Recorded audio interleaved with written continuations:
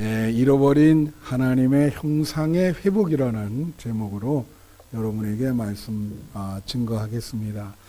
알다시피 지금은 예수님의 탄생을 기다리는 절기라 그랬어요. 그걸 우리가 대강절이라 대림절이라 그렇게 얘기했는데, 그래서 셋째 주가 되겠어요. 그래서 촛대가 촛불이 3개가 지금 켜 있습니다. 초를 켜는 이유는 예수님이 빛으로 오신다라고 하는 거예요. 그래서 제가 말씀드리기를 빛으로 오신다 그럴 때 우리의 어두움을 전제로 한다, 그렇게 말씀드렸습니다. 그래서 지난주에 우리의 어두움 중에 뭐를 얘기했냐면 무지, 우리가 잘 알아야 될 것을 모른다. 그래서 예수님이 빛으로 이 땅에 오신 이유는 우리가 무지한 것을 깨닫게 해주기 위해서, 진리를 깨닫게 해주기 위해서 오셨다고 말씀을 드렸어요. 그래서 오늘은 그 어두움 중에 어떤 어두움이냐면 죄와 죽음이라고 하는 어두움에 대해서 여러분에게 말씀을 드리려고 합니다. 항상 성경에는요, 죄와 죽음은 쌍으로 나와요. 왜냐하면 죄의 결과로 죽음이 오는 거기 때문에. 그래서 로마서에 보면 죄의 삭은 사망이다, 그런 말이 있어요. 이거 왜 그럴까요? 원래는 우리에게 죄를 짓는 세력, 내 안에 속성이 없었거든요. 근데 그 다음에 이제 아담이 범죄함으로 말미암아 우리에게 죄된 속성, 죄의 세력이 들어왔어요. 근데 이 문제를 해결 안 하고 영생을 얻게 되면 사탄이 되는 겁니다. 그래서 이 죄를 지려고 하는 이 속성을, 이것을 제거해서 영생 복락을 얻으셔야 돼. 그리고 그래야만 영생에 들어갈 수가 있어요. 그러니까 우리 어둠이라고 하는 것은 죄와 죽음 속에 우리가 죄의 결과로 거하게 되는데, 이제 지금 강림절인데 이제 조금 있으면 이제 성탄절이 오잖아요, 그죠? 그러면 보통 우리가 어렸을 때 보면은 성탄절이 오면은 마음이 좀 설레고, 좀 설렌다는 말은 좀 즐거운 마음이 있는 거예요. 근데 여러분, 혹시 지금 성탄절 다음 주인데 좀 즐겁고 설레십니까? 근데 얼굴은 전혀 아니에요. 좀 오는구나 올해도. 그렇죠? 별로 마음속에 기대하거나 즐거움이 있으세요? 여러분, 기쁨이 있으려면, 즐거움이 있으려면 제 얘기하는 거 잘 들으세요. 기쁨이 있으려면 2가지 조건이 필요해. 그게 뭐냐면요, 기쁨이 있으려면 자유가 있어야 됩니다. 자유가 있어야 된다는 말은 무슨 말이냐면, 뭐든지 억지로 기뻐할 수는 없어요. 자기가 하기 싫은 거를 억지로 하면요, 기쁨이 아니라 마음에 고통이 주어지는 거예요. 그래서 기쁘려면 자기가 하고 싶은 일을 하든가, 자발적으로 하든가, 좋아서 하든가, 그럼 기뻐요. 공부도 마찬가지야. 아니, 애들 강제적으로 막 시키면 오히려 공부 못 합니다. 자기가 정말 하고 싶어서 재미있어서 해야지. 그렇죠? 예배도 마찬가지예요. 여러분, 예배를 억지로 드리면 기쁨이 있습니까? 예배의 기쁨이? 여러분, 예배의 기쁨이 있어요? 예배는 억지로 드리면 안 되고 예수님을 사모하는 마음으로 드려야 기쁨이 있는 거예요. 할렐루야. 여러분, 예수님 사랑하시고 사모하십니까? 그래서 그러면 기쁨이 넘치죠. 그래서 그 마음에, 그것은 억지로 되면 안 되고, 억지로 예배를 드리면 예배의 기쁨은 없죠. 하기 싫은 걸 억지로 하니까. 그러나 원해서, 사모해서 예배를 드리면 예배의 기쁨이 충만한 거예요. 또 기쁨의 조건이 하나 더 있어요. 그건 뭐냐면, 모든 기쁨에는 이유가 있어요. 좋은 일이 있으면 기쁘죠? 그죠? 나쁜 일이 생기면 어때요? 기분이 나쁩니다. 나도 나쁜 일이 생기면 기분이 나쁘죠. 좋은 일이 계속 생기면 계속 기쁜 거예요. 여러분에게 좋은 일이 계속 생기기를 축원해요. 그러면 기쁘죠. 좋은 일 생기니까. 근데 성탄절은 뭐냐면 이 지구 역사가, 인류 역사가 그 흐른 이 역사 속에서 가장 크고 좋은 일이 예수님이 탄생한 거예요. 이거는 세계사적인 의미가 있는 것입니다. 그러니까 이건 좋은 일이 그냥 좋은 일이 아니라 엄청나게 큰 좋은 일이 오는 거예요. 하나님이 이 땅에 오시니까. 그러니까 어떻게 해요? 기쁨의 이유가 있잖아요. 당연히 기뻐하면서 예수님의 탄생을 기다려야 되겠죠. 예, 그것이 여러분의 믿음이고 소망인 것입니다. 그래서 오늘 말씀의 15절에 한번 보세요. 오늘 말씀 15절에 보면 그러나 이 은사는 그 범죄와 같지 아니하니 곧 한 사람의 범죄를 인하여 많은 사람이 죽었은즉 더욱 하나님의 은혜와 또한 한 사람 예수 그리스도의 은혜로 말미암은 선물은 많은 사람에게 넘쳤느니라 그랬어요. 한 사람으로 말미암아 범죄가 들어왔고 한 사람으로 말미암아 은혜와 선물이 우리에게 왔다 이거예요.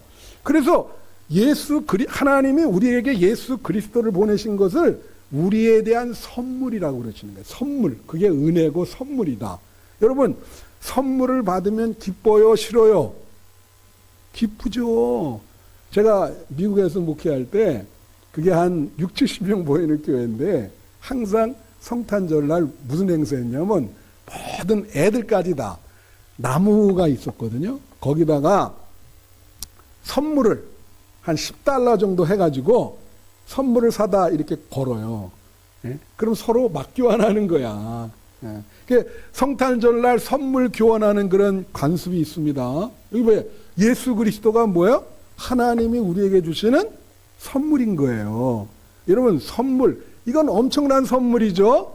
하나님이 여러분에게 주시는 은혜, 선물. 여기 오늘 본문에 은혜와 선물이라는 말이 계속 반복해서 나옵니다. 예. 성경에 반복해서 나오는 단어가 중요하다 그랬죠. 예. 그래서 은혜와 선물이다.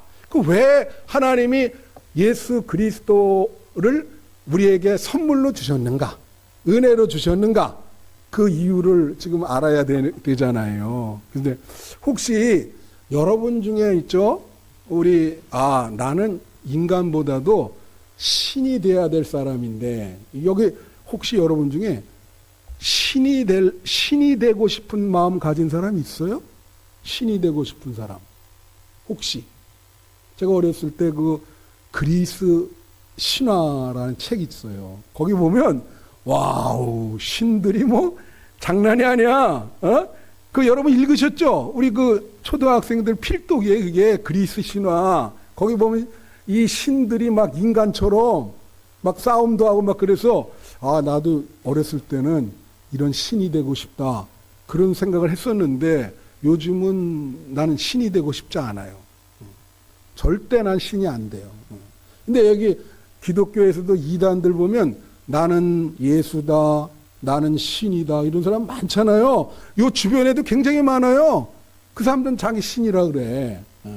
그래서 잘못된 거지. 그래서 뭐 이건 우스갯소리지만 우리 그 코미디언 중에 유재석이라고 있잖아요. 제일 그 뭐 성격 좋고 그래서 오래 남는다 그랬는데 그 사람을 뭐라 하냐면 윤우님이라 그러더라고요. 예. 윤우님이 뭐냐면 유재석 플러스 하느님 합해서 윤우님이야. 그래서 막 하나님이라고 신이라고 막 그러고, 이세돌이라는 사람이 알파고 바둑 인공지능 거 이겼잖아.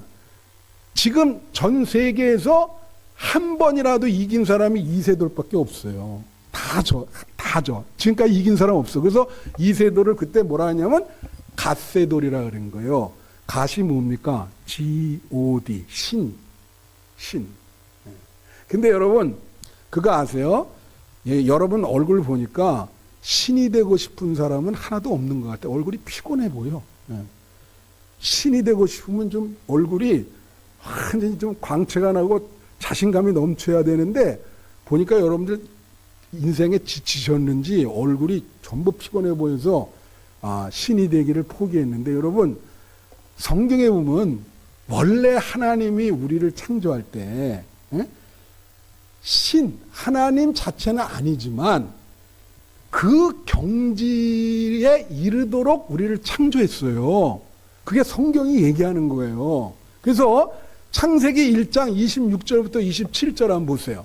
여기 뭐라 하냐면 하나님이 이르시되 우리의 형상을 따라 우리의 모양대로 우리가 사람을 만들고, 뭐라고 얘기하죠? 하나님이 당신의 형상, 당신의 모양대로 사람을 만들었다 이거예요.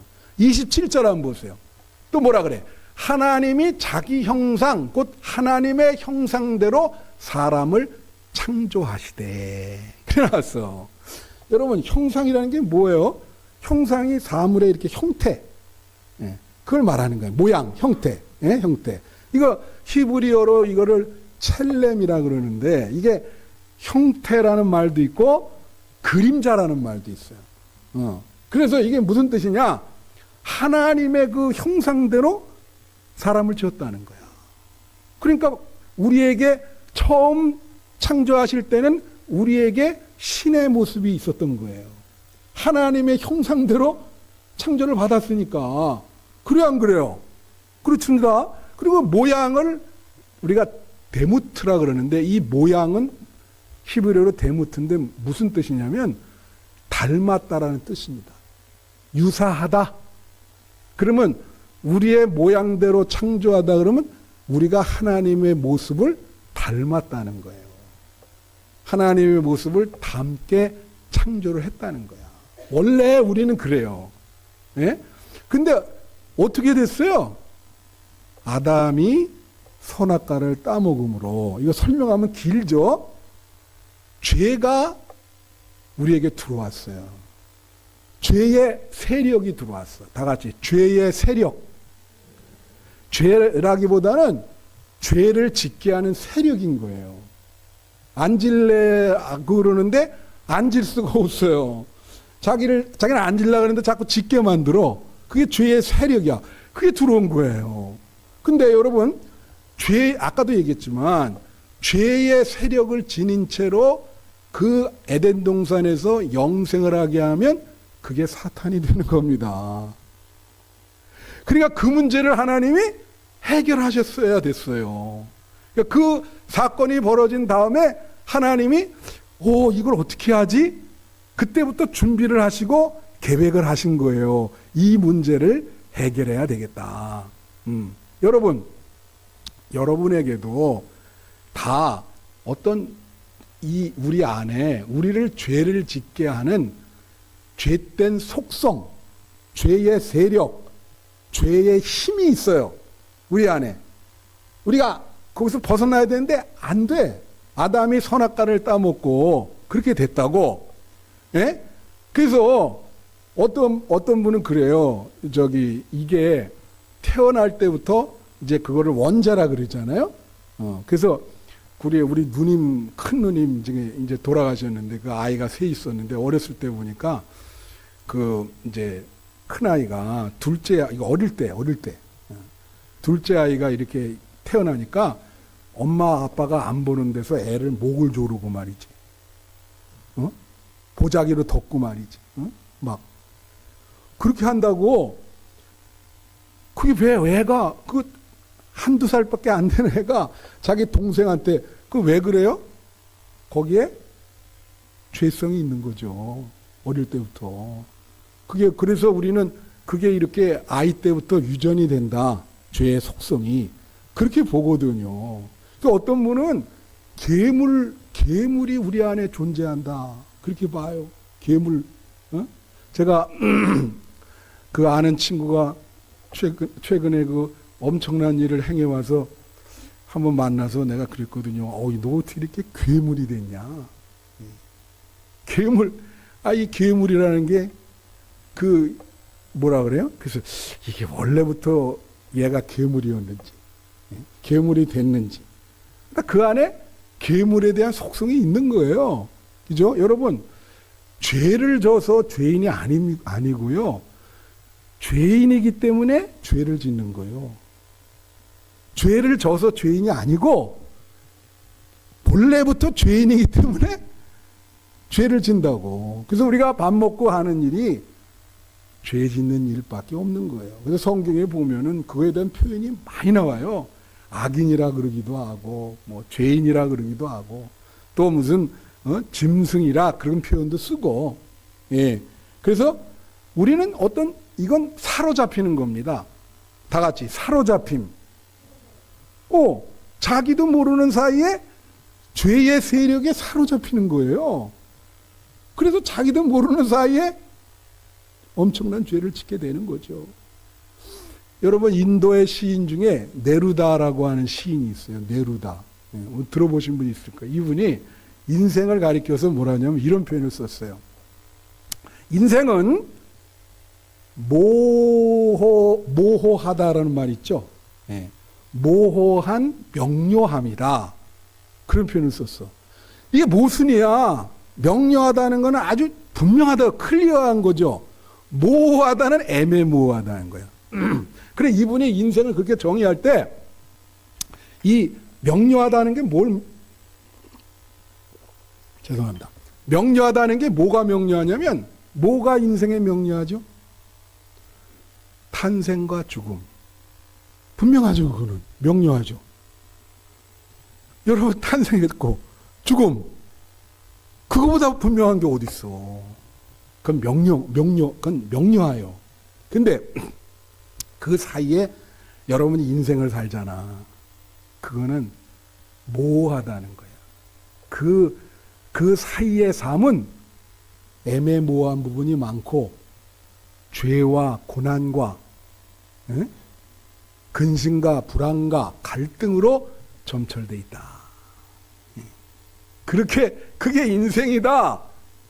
그분이 그렇게 얘기했어요. 모호하고 명료한 것이 인생이다.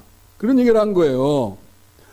자, 그러면 말이죠. 우리가 이렇게 죄를 계속 그렇게 짓고 있는데, 왜 이렇게 죄가 됐냐면, 하나님이 태초에 하나님의 형상을 우리에게 집어넣어 주었는데, 아담이 범죄함으로 말미암아 그 하나님의 형상을 잃어버린 거예요. 여러분이 하나님의 형상이 잃어버려서 신적인 모습, 쉽게 말하면 하나님을 닮은 신성의 모습이 없어졌어. 그래서 이 인간, 이게 인간이요? 그죠? 한번 옆에 분 보세요. 우린 인간이죠? 인간. 그렇지 않아요? 인간. 예. 신적인 모습이 없어졌어. 그래서, 근데 그거를 하나님이 그때부터 준비했다 그랬죠. 그것을 회복시키시는 분이 바로 예수님입니다. 할렐루야. 예, 본문이 그걸 얘기하고 있는 거예요. 그래서 오늘 17절 말씀 한번 보세요. 자, 한 사람의 범죄로 말미암아 사망이 그 한 사람을 통하여 왕노릇하였은즉 더욱 은혜와 의의 선물을 넘치게 만든 자들은 한 분 예수 그리스도를 통해서 생명 안에서 왕노릇한다. 자, 여기에 대칭이 돼 있습니다. 이 오늘 본문에 짤막하지만 대칭 구조가 있어요. 무슨 대칭 구조냐면, 한 사람이라는 게 이 사람이 누구냐면 아담이야. 아담이 범죄함으로 말미암아 죄의 세력이 우리 안에 들어왔다는 거거든. 그래서 근데 예수 그리스도가 탄생함으로 예수 그리스도를 통해서 잃어버린 형상을 회복하게 된다는 얘기야. 그래서 아담과 예수님을 대칭하고 있고, 죄인과 의인을 대칭하고 있고, 사망과 영생을 대체하고 있고, 율법과 은혜를 대체하고 있는 거예요. 오늘 본문이. 그 보니까 클리어하죠. 그러니까 예수 그리스도가, 우리가 예수 그리스도의 탄생을 왜 기대해야 되냐? 우리가 죄와 죽음 속에서 어둡게 살고 있거든. 그래서 늘 죄와 죽음과 고난 속에서 늘 고통스러워요. 어두워요. 문제가 많아요. 근데 빛으로 오신 예수님이 우리를 비춰주시고 우리 안에 들어오시면 우리는 그 잃어버린 형상을 어떻게 해요? 신적인 모습을 회복할 수 있는 거예요. 그 형상을 회복할 수 있는 거예요. 근데 이게 어떻게 회복이 되냐? 여러분, 이런 것은요, 우리가 이렇게 얘기해요. 점진적으로 이렇게 해결이 된다. 그렇게 얘기를 하거든요. 점진적으로. 점진적으로 해결되는 게 아닙니다. 이거는 어떤 그냥 창조로 하나님이 새롭게 빚는 거예요. 새롭게 빚는 거지 점진적으로 이게 되는 게 아니에요. 죄인이 의인 되는 게 하나님이 어떻게 해요? 한 번에 새롭게 예수님을 통해서 다시 우리를 빚으시는 거예요. 점진적으로 죄인이 의인이 되는 게 아니라는 거죠. 예? 무슨 말씀인지 아세요? 예. 그래서 여러분을, 그러니까 이 문제에 대한 해석은 하나님이 그때부터 준비했다 그랬죠. 아담이 선악과를 따먹을 때 그때부터 준비를 하신 거예요. 그리고 예수 그리스도를 보냈어요. 예. 그래서 새롭게 창조한 거야. 예. 이제 이런 거 있어요. 여러분, 제가 역사를 좋아해서 고구려 역사를 한번 공부한 적이 있거든. 여러분, 고구려가 왜 망했는지 아세요? 한 번도 이 당나라라고 하는 이 군대한테 진 적이 없어요. 여러분, 영화 안시성인가 이런 거 보셨죠? 왜 졌는지 아세요? 그 영계소문이 아들이 셋 있었는데 셋이 자중질환이 일어났어. 그래 큰 아들을 갖다가 아들 둘이, 둘째 아들이랑 셋째 아들이 큰 아들을 막 밀어낸 거예요. 그러니까 이 큰 아들이 당나라로 망명을 해가지고 평양성으로 당나라 군대를 끌고 와가지고, 너무 잘 알잖아, 평양성을. 에? 그러니까 그 길도 알고 다 하니까 뒤로 가가지고 문을 열어준 거예요. 그러니까 그냥 파죽지세로 들어와가지고 그 안에 있는 사람 다 죽었지. 그리고 우리가 여러분 한번 이게 성을 한번 생각해 봐. 그러니까 아담이 성이 있어 전쟁을 하는데, 영적 전쟁을 하는데 뒤에 가서 문을 열어준 거야. 사탄 세력이 들어오라고. 아담이 들어와가지고 뭐 사람들 다 멸망시키고 하는데 하나님이 그걸 보고 그때부터 준비를 해가지고, 아, 이거 안 되겠다. 그래서 예수 그리스도라고 하는 그냥 힘센 장수를 보내셔서 그 성 안에 들어가가지고 다 물리친 거지. 할렐루야. 여러분 마음 안에 그런 역사가 일어나야 된다는 거예요. 그래서 예수 그리스도가 탄생하잖아요.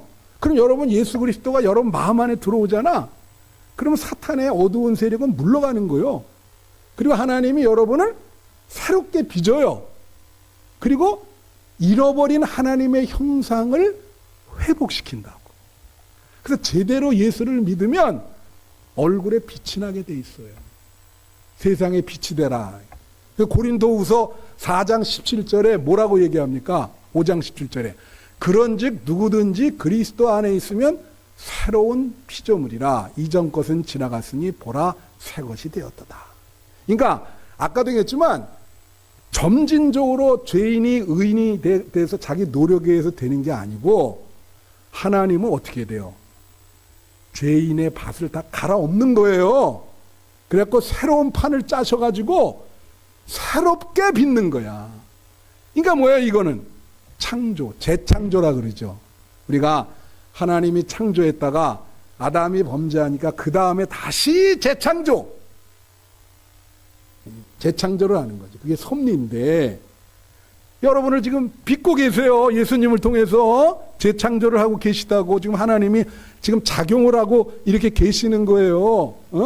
그래서 여러분 욥기를 보면, 욥기 얘기 여러분 해주면, 이 욥이라는 사람이 신앙생활을 열심히 한 사람이에요. 그래요 안 그래요? 열심히 했는데 고난이 온 거예요. 그것도 엄청난 고난이 온 거야.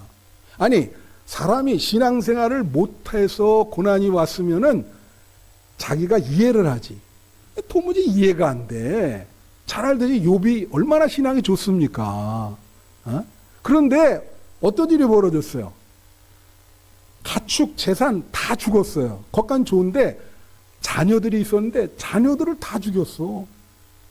다 죽어 다녀가. 그렇죠?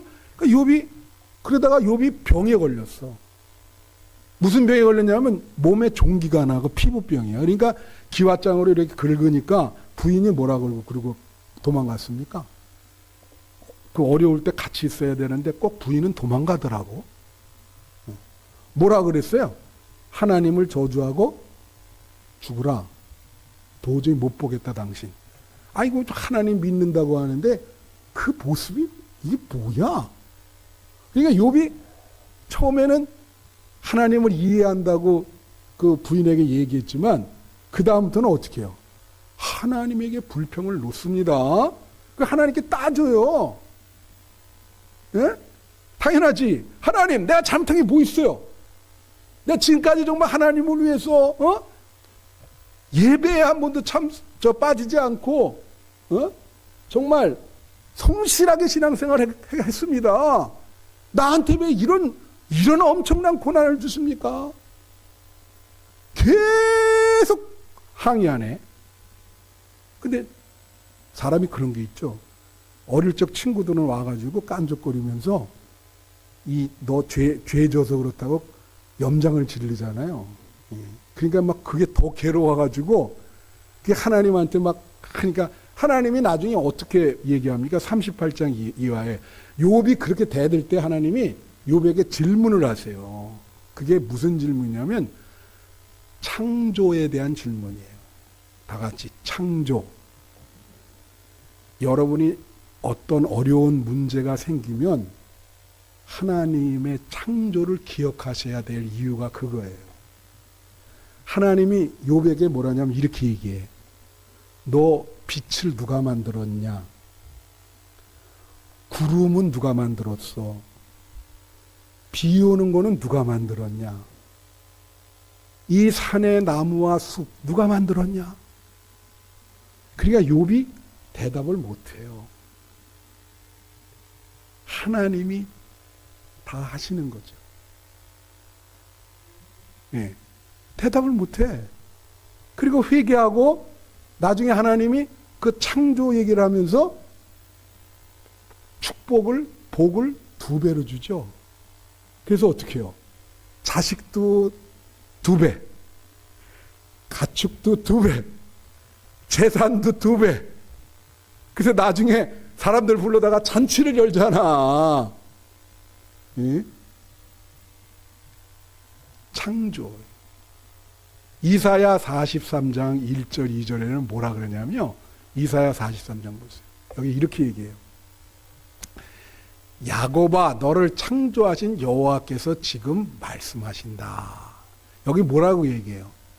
너를 창조하신 여호와. 야곱아는 이스라엘 백성. 너를 창조했다는 거지. 또 이스라엘아 너를 지으신 이가 말씀하시니라. 너를 지었단 말이지. 여러분을 지으신 분이 하나님이세요. 그러니까 여러분 하나님의 자녀죠.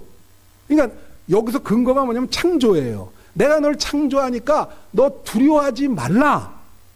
내가 너를 구속하고 너를 지명하여 불렀나니 너는 내 것이다. 하나님이 선언을 하잖아. 여러분 만약에 여기 꽃 이렇게 포인세티아 이게 성탄절 돼서 이렇게 했는데 우리 교회 꽃을 좋아하는 분들 몇 분 있어요. 여기 화원하시는 분도 계시고. 그러니까 여러분 꽃을 하나 사가지고 집에 와. 그러면 얼마나 물 주고 그 꽃 하나라도 정성스럽게 얘가 죽지 않게 살피죠. 난 놀란 게 그래서 우리 딸이 전화하더니 아빠 강아지 하나 키워봐 그러더라고요. 강아지 반려견 이거 대단해요. 우리 권사님 그때 강아지 장례식 하면서 그 눈물 흘리고 한 얘기를 이렇게 하시는데 그잖아요. 강아지. 예? 자기의 그 자녀나 마찬가지잖아. 강아지를 키워도 자기 소유잖아, 이게 강아지가. 그러니까 뭐 밥 주고, 난 권사님 참 뭐라 그러냐면 박승호 권사님이 강아지 아파서 병원에 갔는데 200만 원 들었대. 그 정도요. 인간이 돈이 없어서 굶어 죽는 사람 많거든. 그러니까 사람, 보세요. 하나님이 여러분을 너는 내 것이다. 다 같이 너는 내 것이다. 그러면 하나님이 여러분의 인생을 책임진다는 거예요. 책임진다는 거예요. 여러분이 갖고 있는 문제를 하나님이 책임지십니다. 그래서 여기 2절에 보세요. 2절에 보면 뭐라고 하냐면 물 가운데 불 가운데 지나가도 널 구해주는데 여기 보면 불 속에 들어가도 네가 타지 않을 거라는 거예요. 하나님이 책임져 주니까. 할렐루야.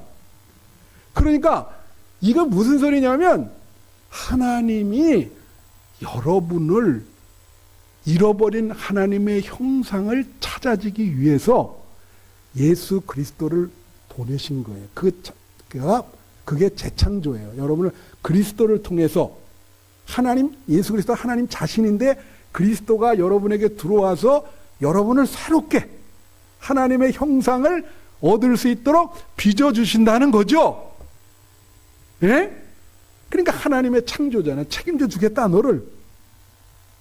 이제 거의 말씀 끝났는데, 그래서 여러분, 요한계시록 3장 20절에 뭐라 그래요? 여기, 요한계시록. 볼지어다 내가 문 밖에서 두드리니 누구든지 내 음성을 듣고 문을 열면 내가 그에게로 들어가 그와 더불어 먹고 그는 나와 더불어 먹으리라. 예수님이 여러분 문 밖에서 두드린다는 거야. 이 마음의 문을 얘기하는 거예요. 여러분 마음이 어두움으로 가득 차 있어. 불안하고 분노에 근심과 걱정에 여러 가지 신경 쓰는 거에 정말 뭐 하루도 편안할 날이 없는데 그 마음의 문을 열고 빛이신 예수님이 들어오시면 여러분 마음에 빛이 환하게 비치면서 문제가 다 해결되고 여러분 얼굴에도 빛이 되고 세상의 빛과 소금이 되라 했잖아요. 가만히 앉아있어도 얼굴에 빛이 나고 아, 저 사람 예수 믿더니 얼굴에 빛이 난다. 무슨 말씀인지 아세요? 예. 제가 이제 말씀 마치는데 옛날에 한번 여러분에게 얘기한 것 중에 제가 중고등학교 때 기도원을 많이 다녔어요. 근데 지금은 말해 보니까 기도원이 그렇게 산속에 옛날에 있었거든요. 그때는 시설이 열악했어요. 장로님도 아시다시피 열악해. 밥도 제대로 못 먹고 밤에 자면 추워요. 나무 이렇게 떼고. 근데 그때 그런 데 가서 기도하면 참 은혜를 많이 받았어요. 이게 지금 눈 오죠? 눈 올 때 제가 하늘산이라는 기도원에 자주 갔는데 거기 가서 눈 올 때 그 나무 붙잡고 하던 기억이 나요. 예. 그래서 이제 제가 지금은 막 기도원이 호텔을 처음 꾸며놨더라고. 완전 시대가 바뀌어가지고 호텔처럼 꾸며서 가서 명상하고 기도원이 다 그래. 예. 시대가 많이 바뀌었죠. 그래서 이제 그때 당시 기도원의 하늘산이라는데 그 원장님이 이천성 목사라는 분이야. 근데 그 사람은 월남전 상위용사인데 다리 하나가 고무다리입니다. 그래서 한번 간증을 하시는데 설교하면서 이렇게 얘기하는 거예요. 자기가 이 기도원을 짓기 위해서 대출을 받았다는 거야. 그래서 대출을 많이 받아서 기도원을 잘 졌는데 어떤 말씀을 하시냐면 자기는 기도원에 사람들이 많이 와서 헌금도 내고 그래서 금방 갚을 줄 아는 거예요. 아, 근데 이게 사람들이 별로 안 오네. 빚쟁이들이 오히려 몰려와가지고 돈 내놓으라 그러니까 도망 다니면서 그 하늘산 모르는 데가 토구를 파놓고 거기 가서 빚쟁이들이 자꾸 오니까 기도만 하는 거예요. 근데 이분은 단순해. 이런 영성 있는 부흥사는 단순해요. 언제 한번 이해했지만 이 사람이 자기의 문제를 네 글자로 요약을 했어. 뭐냐면 자, 기도 제목이 뭐예요? 이 기도원이 이렇게 하나님을 위해서 기도원을 져서 대출 받았는데 이게 하나님을 위해서 하는 일인데 왜 이게 잘 안 돼가지고 내가 이렇게 빚을 져가지고 도망 다녀야 됩니까? 하나님을 위해서 이렇게 한 건데. 그래서 하나님께 그러는 거예요. 하나님, 입장을 바꿔놓고 생각해 봅시다. 하나님이 내 입장 한번 대보세요. 그래서 그걸 줄여가지고 계속 하루 종일 기도할 때 바꿔놓고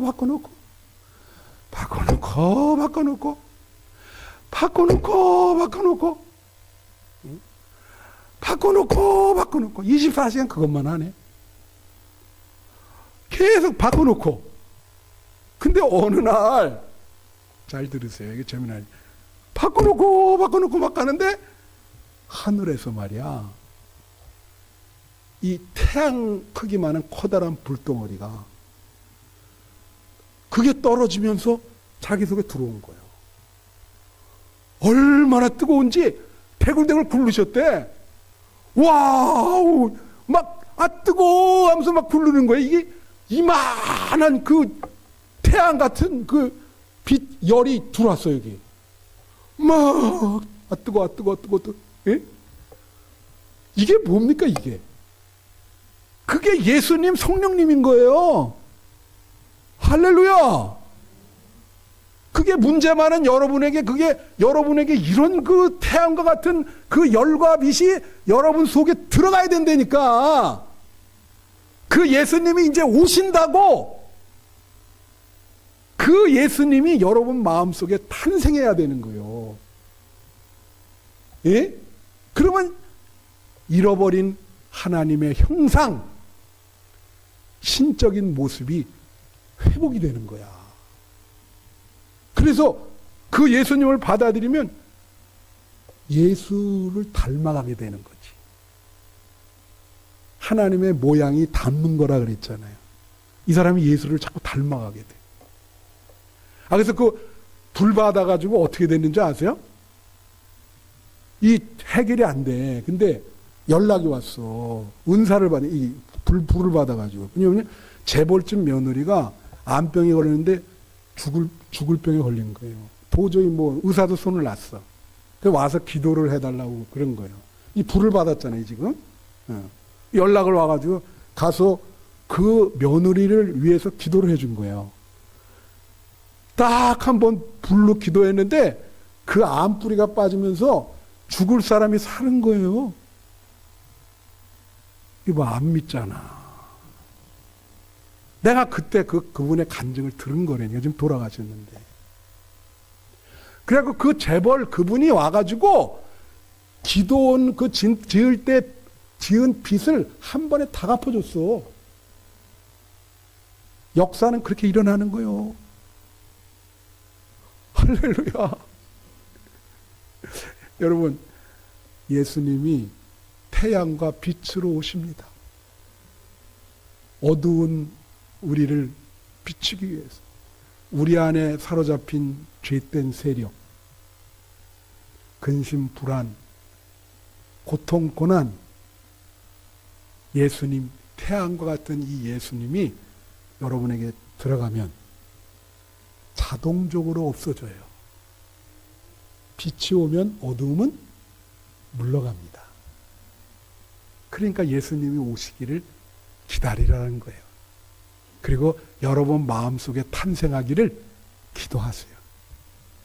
그러면 예수님이 여러분 마음 안에 들어가십니다. 신성이 회복되는 거예요. 잃어버린 형상을, 하나님의 잃어버린 형상을 다시 얻게 되는 거야. 아담의 범죄 때문에 잃어버렸던 그 형상을 다시 얻게 돼서 이제는 예수님을 닮아가는 신앙생활을 하게 되는 거지요. 할렐루야. 우리 성도들이 다 여러분 마음속에 빛이신 태양이신 예수님이 여러분 마음 안에 탄생하시기를, 그래서 여러분이 빛이 나서 이 어두운 세상을 밝게 빛나기를 축원합니다.